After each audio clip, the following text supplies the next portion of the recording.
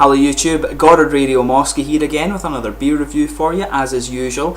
So those of you who have been subscribed to the channel already might realise that a few weeks ago I did a beer review from the Eisgrub Bräu in Mainz when I went to visit my friend Einar. But I went up to Mainz again this weekend to see Augsburg play Mainz in the Bundesliga, and it was a very good game actually. Mainz went on to win 3-0 and both teams are having a very good season this year, so I was really keen to see that game. But I managed to fit in a second visit to the Eisgrub Bräu house, and I picked up the Schwartzbier, and I'm quite interested to review this beer for you because I was really impressed with the Helles beer that I brought back with me last time. It was actually, they called it the Helles Märzen, and it was probably one of the best Helles that I've actually had in Germany since I've been here so far. But as is usual with my beer reviews, I'll just take you through a brief history of the brewery. Quite excited to review the Schwarzbier for you, but as I always say, if you are simply interested in the tasting part of the video, then feel free to go on towards the latter part of this recording, and then you can catch that particular segment. But anyway, as I mentioned, the brewery is from Mainz, and this is actually the capital city of Rhineland-Palatinate in Germany,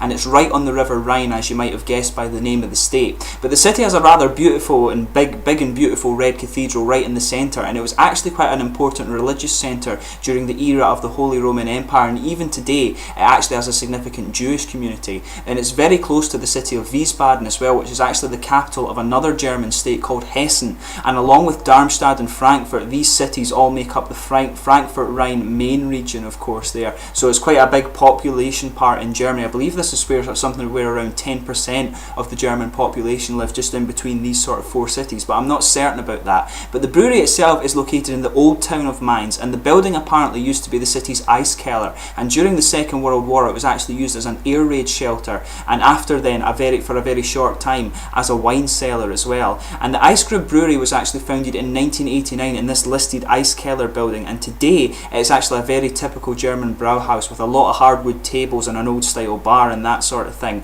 But it's actually also the first Mainz brew pub, and it serves a variety of traditional German food as well, all worth going and checking out. I tried some of the food this time and it really was sort of top-notch stuff, so I recommend you go and try this brewhouse if you do get there. But the brewmaster for Eisgrub is Burkhard Kuhn, and he decided that the beer should all be left unfiltered to give it a more natural flavour, and all the beer is brewed on site, and it's allowed to mature for 4 weeks in the brewery cellar between 0 and 30 degrees Celsius before going straight into the taps that come out in the brew pub. And in the brew pub they actually have all the kit on display, so you can go and see the whole process of brewing the beer, and apparently they produce 2,000 to 3,000 litres of beer per week.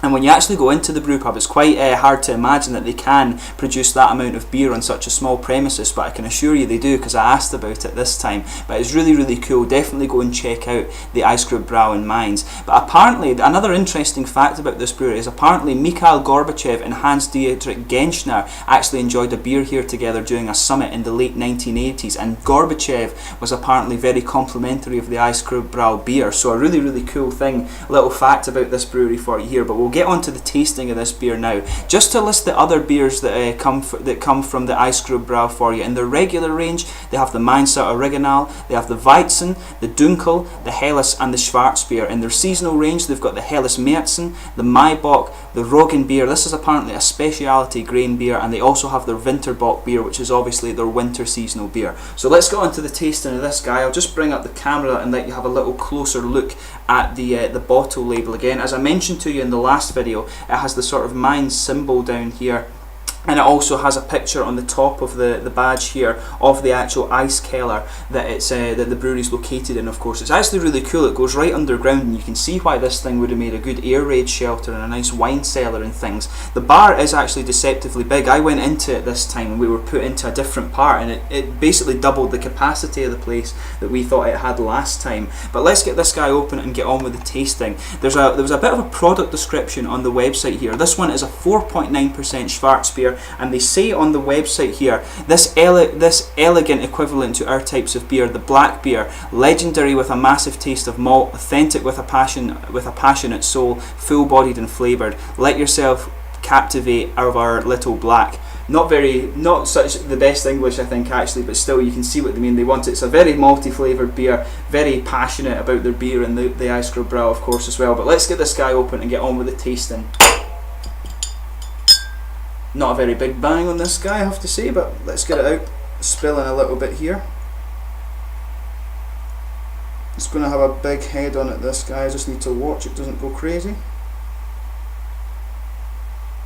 I don't think they sealed this up properly when I got it, so I'm doing it pretty much immediately. This is just the Sunday night that I'm actually filming this one for you, and I only got it yesterday.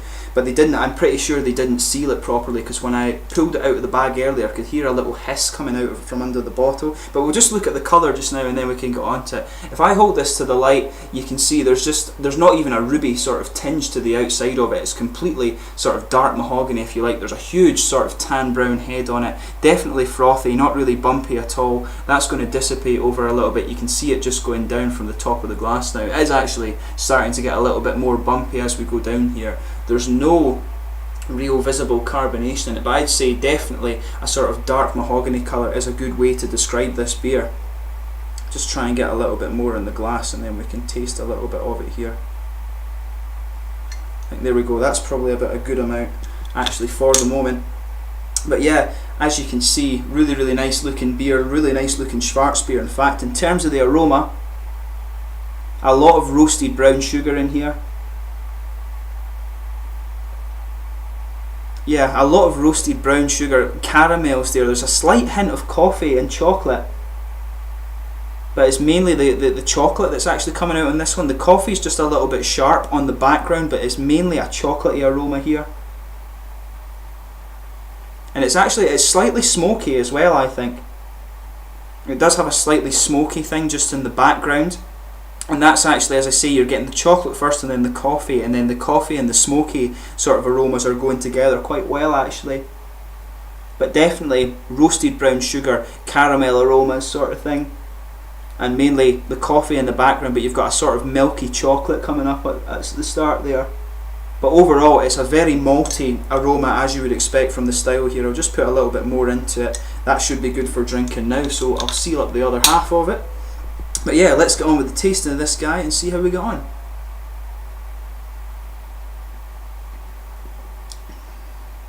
Very dark, that's the first thing that comes out. Very dark and malty beer, this one.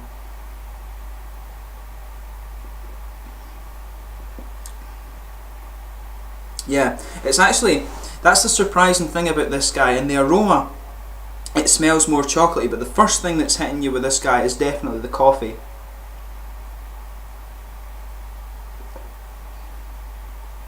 The coffee is the sort of sharp part on the tongue here.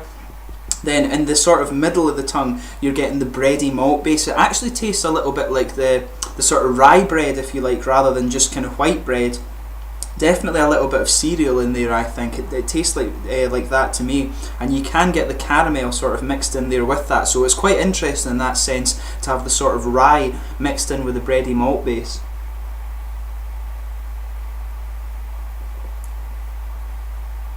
But yeah, you're getting that sharpness from the coffee, in fact, and it comes out a little bit more again in the latter part of the taste.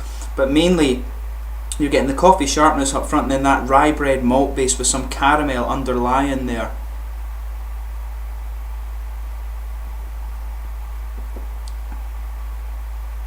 As you get further into it, once you've got past the initial taste, it actually gets a little bit sweeter, I think, and you're getting more of a, I think maybe a sort of chocolatey sweetness. The chocolate's coming out a little bit more as you get into it further. Initially you're just getting a really sharp blast of the coffee, but after a few gulps of it, you're definitely getting a more sort of chocolatey and a slightly sweeter thing. If you try it yourself, you'll see what I mean.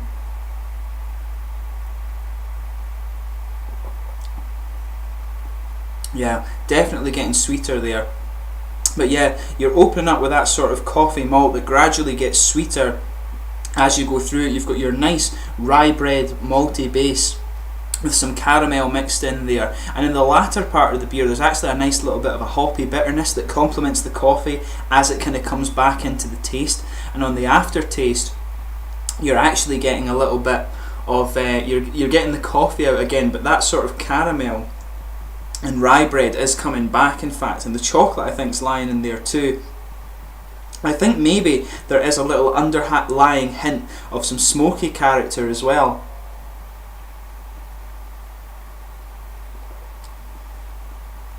Yeah, there definitely is a little bit of smoky character just mixed in with the coffee. But overall, this is a really, really interesting Schwartzbier. It's surprisingly sort of wet, if you like, for a Schwarzbier in terms of the mouthfeel. Now, this one's more of a mid-bodied than a full-bodied Schwarzbier, which is quite interesting. It's quite wet, but at the same time it's got a nice oily mouthfeel, and as I've said in many of my beer reviews, I do like an oily mouthfeel. But it definitely is quite interesting in that sense, because it's a bit lighter than some of the other Schwarzbiers I've had, and it's not quite, obviously with a Schwarzbier you don't expect it to be as sort of creamy and full as a stout, but this one is quite wet, which is quite nice, and that makes it, in my opinion, this would be quite good in terms of a Schwarzbier. It would be very good for actually going out and sitting in the sun, and it was a really hot weekend in Mainz there when we were actually there.